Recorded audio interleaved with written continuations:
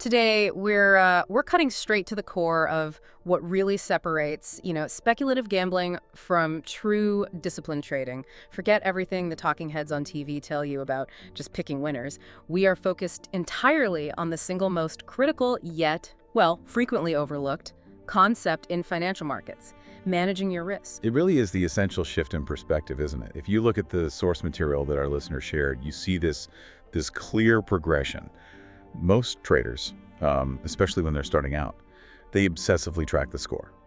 Their profit and loss, the P&L. Right. They just want a high win rate. They're hoping to be right more often than they're wrong. But the truth, and this is really the core insight we are pulling out today, is that survival in the markets, it's not about how often you win, not really. It's all about the mathematical buffer you build into your strategy. The real secret to long-term sustainability is that relationship between potential profit and potential loss on every single transaction. And that's our mission today, to take you on that journey. We'll start with the foundational concept, the risk-reward ratio, or RR, and show you exactly why it's the non-negotiable anchor for every single trade. Then, we're going to transition to the truly sophisticated metrics. Yeah, the heavy stuff. Exactly. We're moving beyond just entry and exit points and diving into the tools that professional fund managers use to assess their entire strategy. Things like the Ulster Index and conditional value at risk. This is your shortcut to understanding what truly drives sustained professional returns. We're giving you the blueprint for turning just, a collection of trades into an optimized risk-managed business. Okay, so let's establish that anchor. The risk-reward ratio, it's really elegant in its simplicity because it forces immediate discipline. It is, at its core, just the measure of potential profit relative to potential loss. You have to define your maximum exposure before you ever commit a single dollar of capital. And this isn't just a suggestion, right? It's the anchor point of all effective trading plans. The calculation itself is, well, it's deceptively simple. Potential profit divided by potential loss. So if you have a setup where you see the possibility of earning, say, $400, but the price point where your trade is invalidated would cost you $100, that's a 1 to 4 RR. 1 to 4. And critically, the risk is always standardized as the first number, the 1. That standardization is so important because it lets you instantly compare different opportunities, different assets, different strategies. It doesn't matter. So whether you're trading, high volatility futures contracts or just steady blue chip stocks, a 1 to 3 ratio always means your potential gain is triple your potential loss. Yes, and we need to clarify what makes those numbers, concrete in the real world of execution. This is where the abstract idea connects directly to the mechanics of placing your trade. The first component, the risk, is that concrete amount you're willing to sacrifice. And the source material really emphasizes that this amount is determined entirely by the stop-loss level. The line in the sand? The line in the sand. Yeah. It is the non-negotiable price, predetermined before you even enter, at which the trade is automatically closed.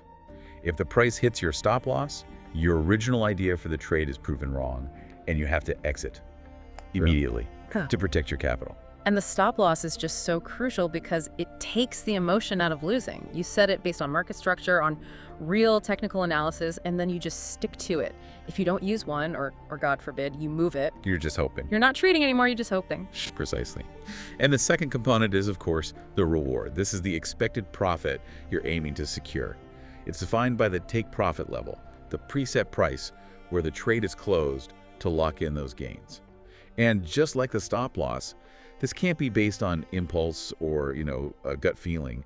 It has to be dictated by sound technical analysis that identifies probable turning points, resistance levels, or pattern projections. So let's make it tangible. Let's use that classic $10, $30 example. Perfect. So a trader analyzes a stock that's currently at $50.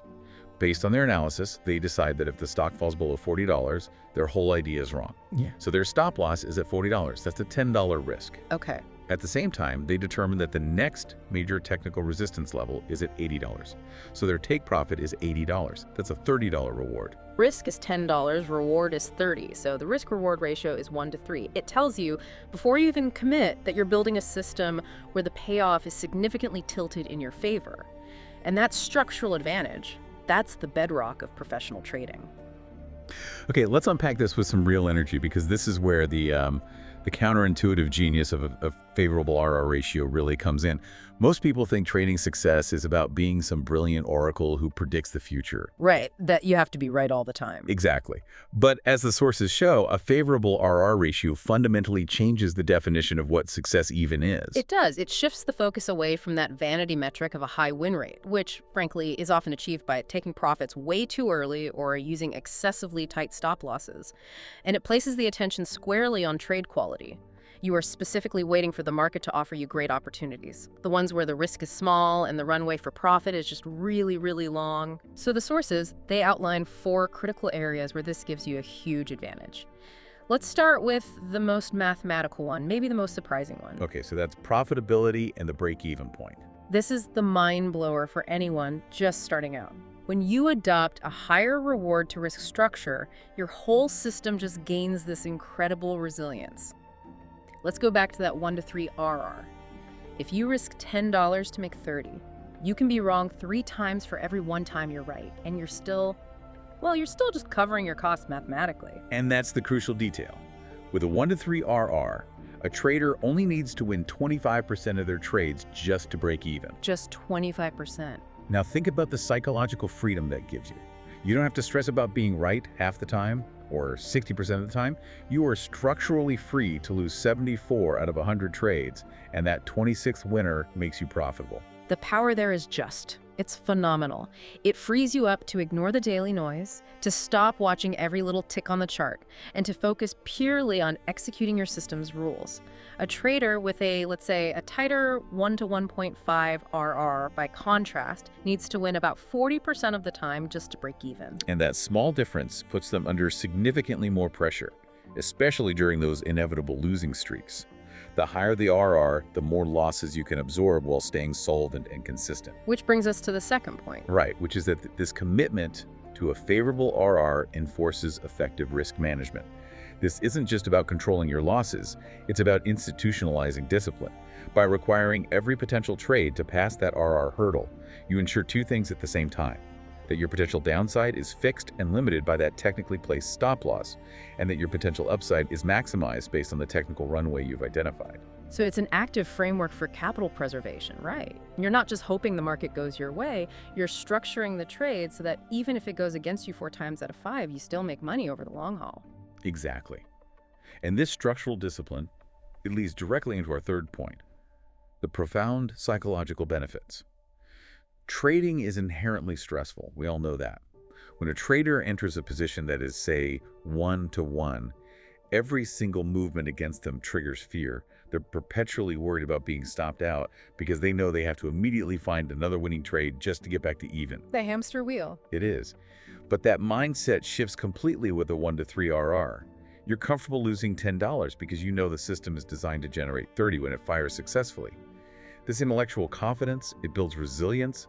It allows you to adhere strictly to your stop loss without that emotional urge to widen it, which is the mistake that sinks most amateur traders.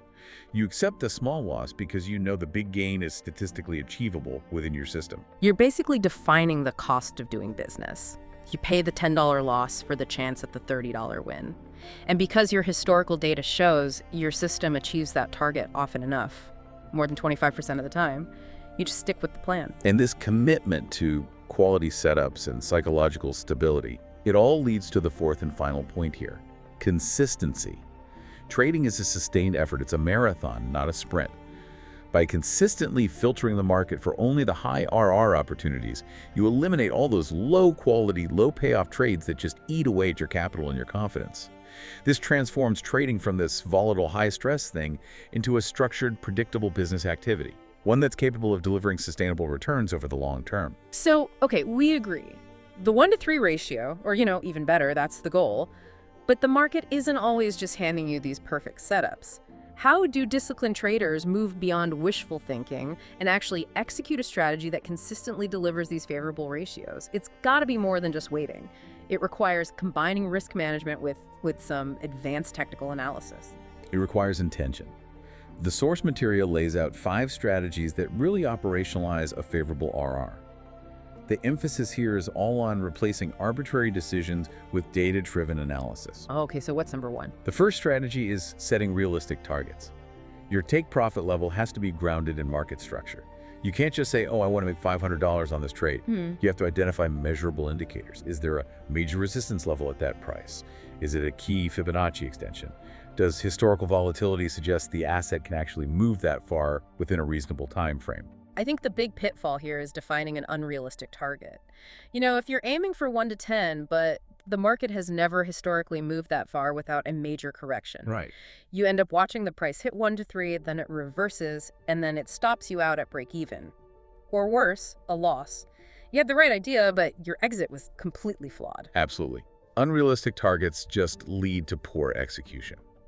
Which brings us to strategy number 2, which focuses on the other side of the equation, using properly placed stop-loss orders. This is the key to minimizing the risk, the R in RR. The stop-loss has to define the point of invalidation for your trade idea. The point where your thesis is just wrong. Exactly. For example, if you're entering a long trade because the price bounced off a critical support level, your stop-loss should be placed logically below that support level.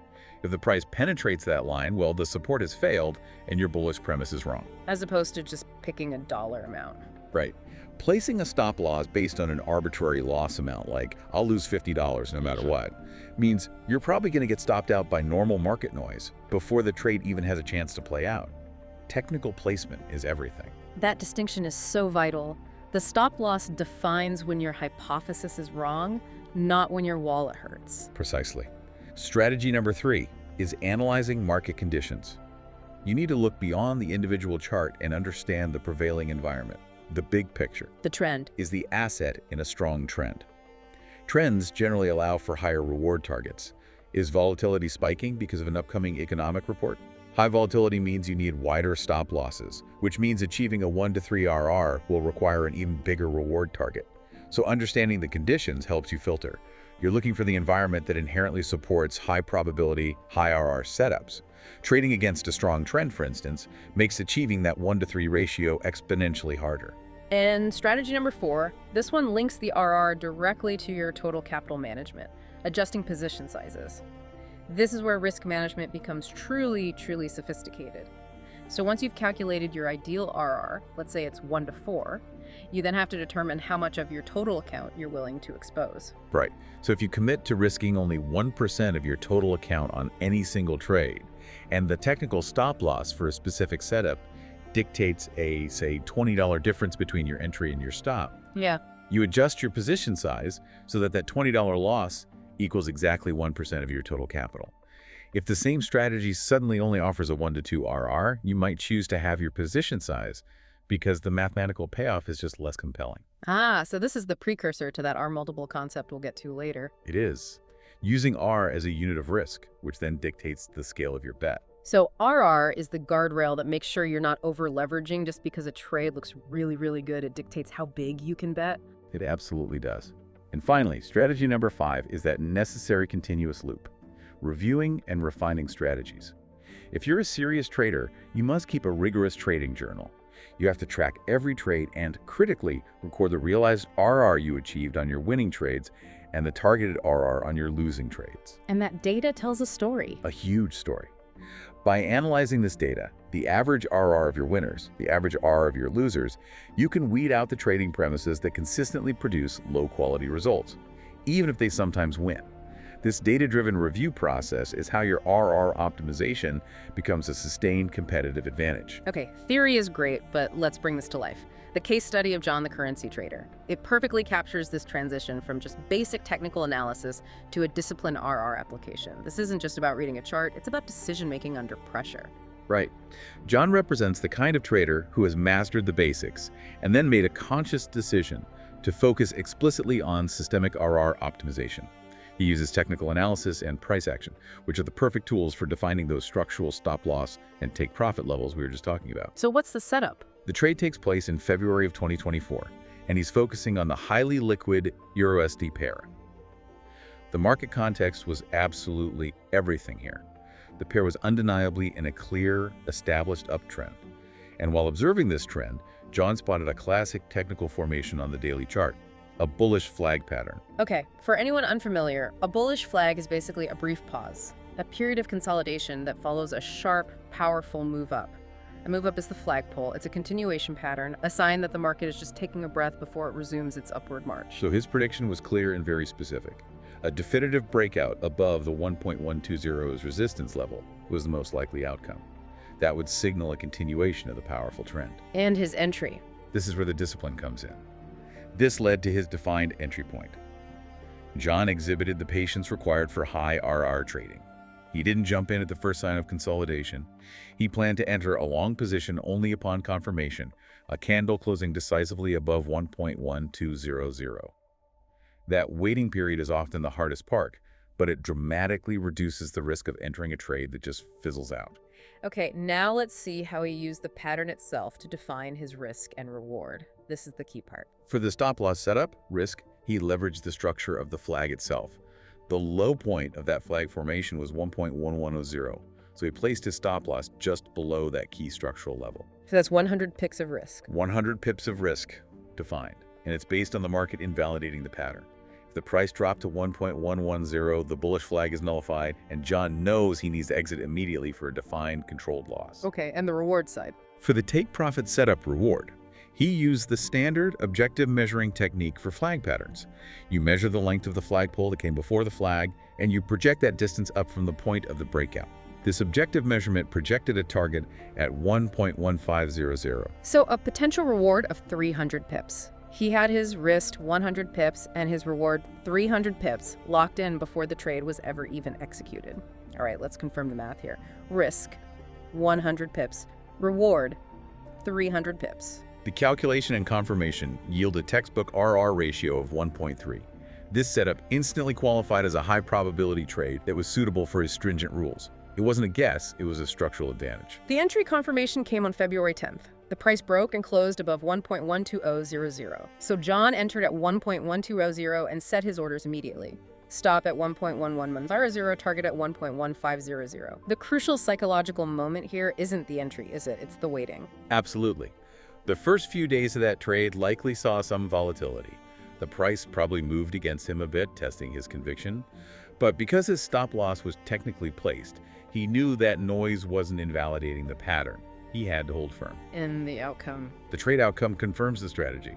Within 2 weeks, the USD pair followed the predicted continuation, reaching the 1.1500 target. John secured a 290 pip profit, accounting for his slightly higher entry. The real learning, though, comes from the post-trade analysis. He didn't just bank the cash and move on, he documented why it worked. So he confirmed the effectiveness of using the pattern that bullish flag provided objective parameters. He noted the importance of setting realistic targets that were derived from that pattern's measurement. And this reinforces the behavioral side, too.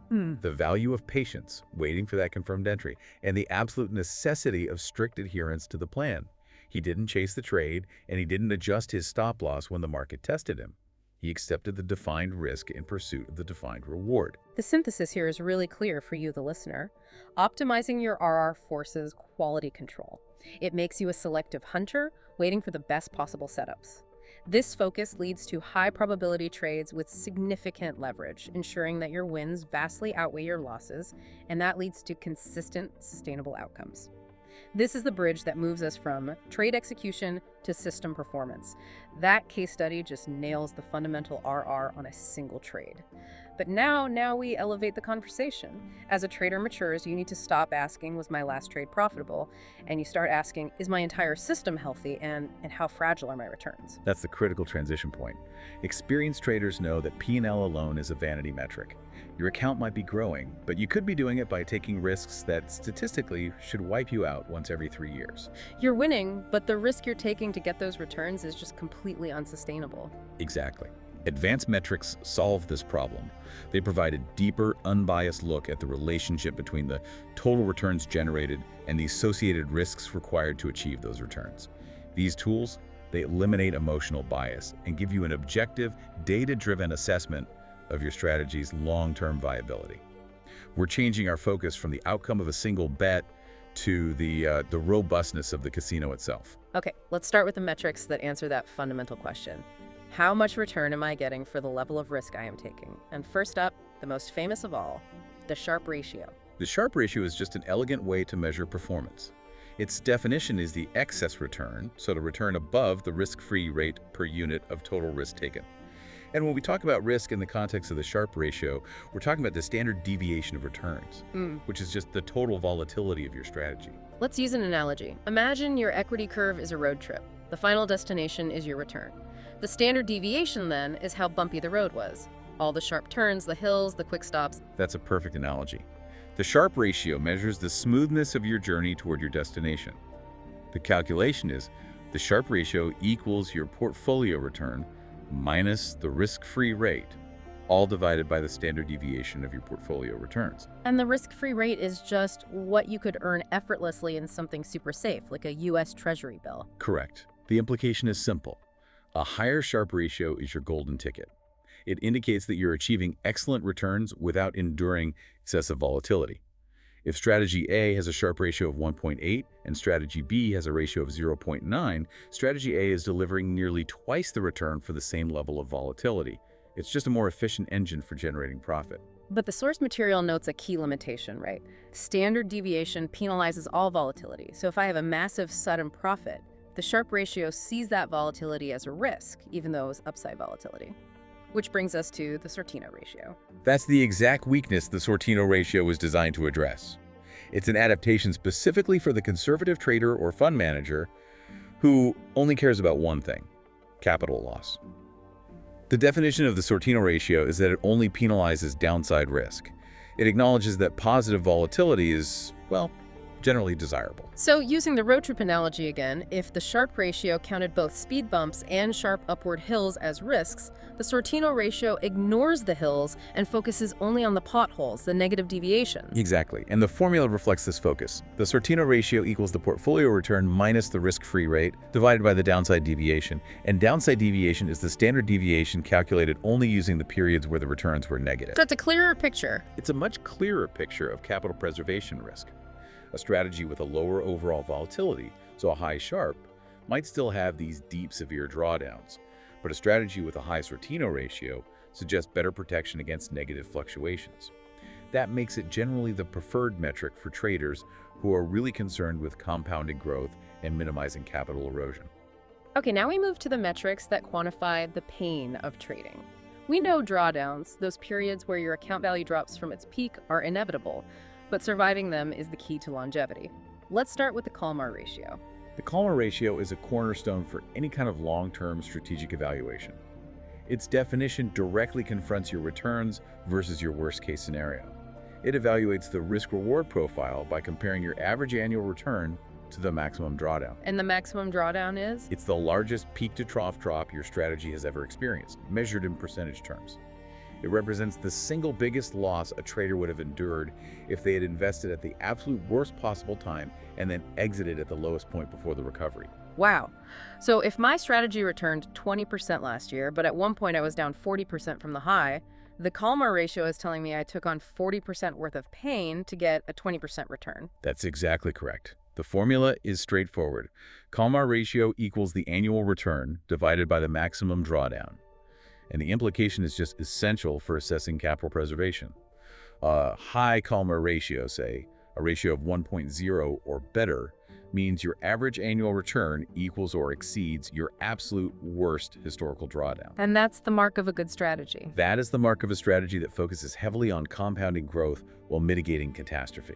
If your Kalmar ratio is low, it suggests your recent success might just be a ticking time bomb waiting for the next massive correction. Okay, now let's get into the metric that sounds like it was named by a frustrated trader.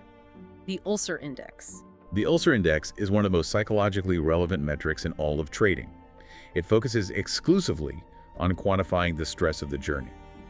The definition goes beyond just the magnitude of your losses, which is what Kalmar measures. It incorporates the duration of those losses. It measures how deep and for how long your equity curve stayed underwater, below its previous high water mark. That's fascinating. So it's measuring the financial and the emotional drag of being in a prolonged slump. Exactly. The calculation's a bit complex. It involves the square root of the average of the squared percentage drawdowns over time, but the key is the squaring. It gives disproportionate weight to severe drawdowns. So a 20% drop hurts 4 times more than a 10% drop, which really reinforces how costly deep losses are. So what's the implication? What are we looking for? The implication is that a lower ulcer index is always preferable. It tells you that your equity curve is smoother, with fewer instances of large or prolonged drawdowns. Conservative traders highly value this metric because it quantifies the sleep-at-night factor. Yeah. A strategy with a high annual return but a high ulcer index is often psychologically unsustainable for real-world application, even if the math eventually works out. We started with the foundational RR ratio for a single trade. Now we circle back with R multiples, which professionalize that same concept to evaluate an entire sequence of trades. R multiples provide a universal language for risk analysis. Their definition is the ratio of a trade's actual profit or loss to the initial defined risk, which we call R, where R is that fixed distance between your entry price and your initial stop loss. So if John the currency trader had that successful trade where he aimed for 3R and he achieved 2.9 R profit, we define that gain as 2.9 R. If his next trade hit his stop loss, that's precisely negative 1 R. That's the beauty of it. The formula is simply the R multiple equals the trade's profit or loss, divided by the initial risk, R. If you lose, it's always negative 1 R, no exceptions. The implication of tracking these R multiples across hundreds of trades is that you create a distribution of outcomes.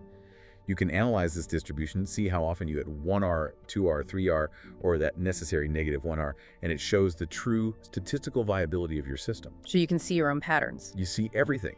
If your strategy's average profitable trade is 2R, but you only win 30% of the time, that's highly effective.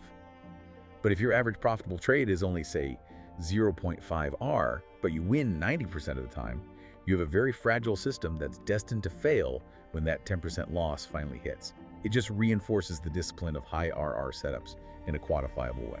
That transitions perfectly into the profit factor, which seems to be the ultimate efficiency metric for any trading system. The profit factor is the clearest measure of a system's internal profitability. Its definition is straightforward. It compares the total gross profit generated by a strategy to its total gross loss over the measured period. It's a pure, unadulterated view of the system's mechanical efficiency. And when you say gross, does that mean before commissions and slippage are factored in? Typically, yes. It's the raw P&L of the underlying asset movements. The formula is just the profit factor equals your total gross profit divided by your total gross loss. The implication is instantaneous. A value greater than 1 means the system is profitable. A profit factor of 1.5, for example, means that for every dollar lost, the strategy generated $1.50 in profit. This is incredibly useful for comparing different automated strategies. But there's a catch. There's a huge catch, and this is a critical point we have to stress. It has to be synthesized with the drawdown metrics. A strategy can have a high profit factor of 2.0, meaning it's highly efficient at generating profits. But if it also has a maximum drawdown of 70%, it's practically useless. Because no one can stomach that. No human trader can withstand that level of volatility, regardless of the eventual profit. The profit factor must be judged through the lens of the Kalmar and the ulcer ratios. Okay, we've saved the heavy statistical hitters for last. These metrics deal with the truly disruptive, low-probability events, the tail risk. These are the tools institutions use to ensure they don't just implode overnight. We start with value at risk, or VAR. VAR is the staple risk measure in institutional finance.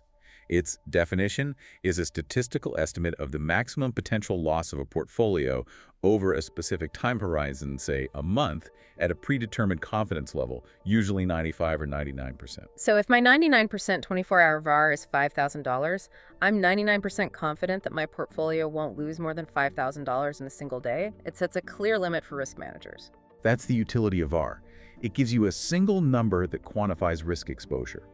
The typical calculation involves the portfolio value, the standard deviation of returns, and the Z-score that corresponds to the confidence level you choose. However, and this is a big however, we have to address its profound limitations. VAR makes a critical assumption that market returns follow a normal, predictable distribution, which we know is often false in volatile markets. The bell curve isn't always right. Not at all. But the most terrifying limitation is that it completely fails to quantify tail risk. VAR tells you the loss threshold for, say, the 99th percentile of bad outcomes, but it tells you absolutely nothing about the severity of the loss if you breach that threshold. So if VAR is the fire alarm, it only tells me that a fire has started. It doesn't tell me if the fire is a small wastebasket fire or an inferno that's going to burn the whole building down. That is the perfect way to put it. That unknown severity, that lack of quantification in the extreme 1%, is why institutions have increasingly adopted conditional value at risk, or CVR. CVR, sometimes called expected shortfall, is the necessary upgrade. What does it do differently? The definition of CVR is that it's an extension of VAR that specifically measures the expected loss of a portfolio beyond the VAR threshold. It is explicitly designed to look into that missing 1% and assess the distribution and the average damage of those worst-case scenarios. Okay. So instead of just telling me that my loss could exceed $5,000, CVR tells me on the days you breach that limit, your average loss is actually $12,000. And that provides a much more robust capital buffer requirement. Absolutely. The formula is defined as the expected loss, conditional on the loss being greater than the VAR. The implication is that CVR is universally considered a more conservative and effective measure of risk than VAR. It accounts for the true catastrophic potential, the black swan risk, and is indispensable for managing large, complex, and highly volatile portfolios. It forces traders to reserve adequate capital for the truly devastating but rare events. It moves risk management from simply identifying a boundary to quantifying the actual danger lurking beyond that boundary. This has been a complete journey. We started with the simplest, most fundamental rule, the risk-reward ratio. We established that aiming for trades where the potential reward is significantly higher than the potential loss, that benchmark 1-to-3 ratio is the single core principle that builds resilience and turns a struggling trader into a sustainable one. And we demonstrated that this concept isn't just philosophical. It's practically enforced through disciplined technical analysis, patience, and the rigorous planning we saw in John's case study. But the true deep dive was transitioning from that individual trade to the entire system. We introduced the full arsenal of advanced metrics that seasoned traders use not for making market predictions, but for diagnosing the fundamental health and efficiency of their strategy. These tools, from the efficiency measurement of the Sharpe ratio, which asks how smooth your gains are, to the capital preservation focus of the Kalmar ratio and the extreme risk quantification of CVRR, they are absolutely indispensable. They are the data that allow you to master risk-adjusted performance and ensure that your quest for returns is anchored in rigorous capital preservation. And for you, the learner, this knowledge is transformative. You can now look at any investment pitch, any trading system, or even your own results, and not just ask, did I make money, but ask the deep structural questions. How efficiently did I generate those returns, and how exposed am I to catastrophic loss? That is a confidence of being truly well-informed. Let's end on that necessary synthesis. We saw that metrics like the profit factor are excellent. They tell you if your total profits exceed your total losses. That's profitability. Simple enough. But the metrics that truly quantify your quality as a trader, like the Ulcer Index and the Kalmar ratio, they tell you how painfully you achieved that profit. A strategy can technically be profitable, but be so brutally volatile that the human mind just forces you to quit before you ever reach that long-term outcome. So as you integrate these metrics into your own analysis, here's the final provocative thought for you to consider. How much potential drawdown and how much emotional pain, quantified by the Ulcer Index, are you genuinely willing to accept for the risk-adjusted return offered by your strategy? Do you truly know the cost, measured in volatility and drawdowns, of your future gains? Answering that question is the ultimate test of a disciplined risk manager.